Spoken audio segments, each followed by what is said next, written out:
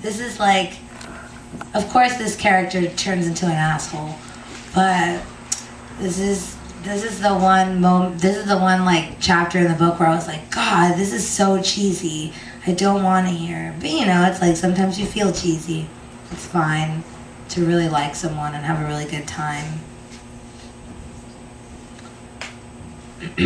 Without taking note of time, wasting days in Spike's rusty Jeep, listening to reggae and complaining about money, one thing led to another, and Dust was shutting down on a Tuesday night in August. Dust was the party that Spike and Rhonda threw every Thursday night.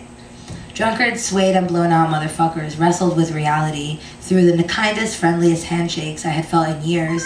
Rhonda seemed to be on stilts, but it was only radiance, towering above the wig that had often carried on, much later than the people at Dust. But we danced as if it were any other night. We got drunk as if it were any other night. No one spoke a word of remorse, and I hid behind the pleasant goggles of companionship. I was sad this little moment of thrill that my friends were paid to do was done. It wasn't about paying the bills and playing records or about getting free liquor, but about the several hours each week when the world was devoid of rampant loathing. It was about mental and physical rehabilitation in the end. Everyone was a bit of a mess, but nobody cried or anything. We just, well, carried on like a good wig. While Dust was a sanctified temple in the civilization of New York City nightlife, I took pride in sticking till the end every single night. But on the last night, Ashby and I took our worn-out delirium home earlier than everyone else. I felt like an asshole, but no one really reminded. And I guess that's what friends are for. Sinking into the harmonic pulse from the subway tracks before the train arrived, Ashby embraced me, and I hardly questioned the gesture. To Ashby and me, it sometimes seemed as if everyone we knew was trying to recreate their youths in order to be happy. On our finer days, we sang songs, laughed, squinted at the city lights, and took pride in disassociating hope from youthfulness. Recreating our lighter years felt dull and useless. Hope didn't need us. The utopian idea of love bored Ashby and me. Admittedly, it would have been easier if we were naive, and love and marriage would suffice even if everything else was wrong. But we still lived under fire. Ashby still lived in my room, in the basement of the palace beneath the expressway. I was still confused and irrational, and Ashby was still a fucking mess. But for some reason, being together made us really happy. We arrived home as the sun peeked through an overcast mess hovering above Brooklyn.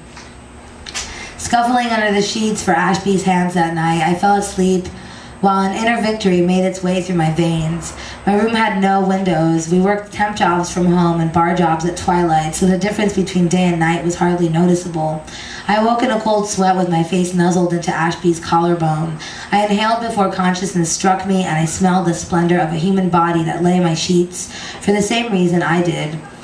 Our inland cave was home. Our bodies were home. While we were awake, Ashby and I could tell each other anything. Hate and despair recklessly frolicked in the open, and I lost the sense of embarrassment that I too often tied to weakness. Vulnerability spread out naked, like our drunken bodies unconsciously tickling one another the morning after Dust's last fleet.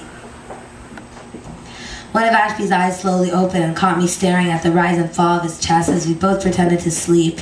I peered at the clock and saw it was almost noon, the time most of us would insist on starting the day. Having no intention to push my life back into clockwork, I clenched the curve of his pelvic bone and slid my fingers up his side and above a subtle heartbeat. My leg slid upward in unison with my hand, and I created a gentle sheath beneath his body and the suffocating air of the rest of the world. My heart paced frantically, and as my insides fully awoke, my sweaty limbs and full consciousness held the conscious body of Calvino Ashby. Our physical togetherness wasn't just a side effect of a binge up our nostrils. Ashby's hand rested on my head. Through my ceiling, we could hear the hustling bustle of Sinatra on vinyl, pacing leather boots and hungover voices. My hand diverted itself to Ashby's temples, and I kissed the opposite side of his jaw. Through the drywall papered in damask, the rats and pigeons gathered and comforted me.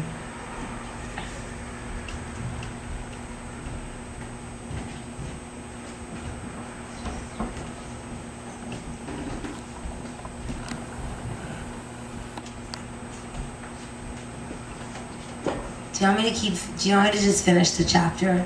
Sure. I was just like, oh, I don't want to read it out loud. It's so corny.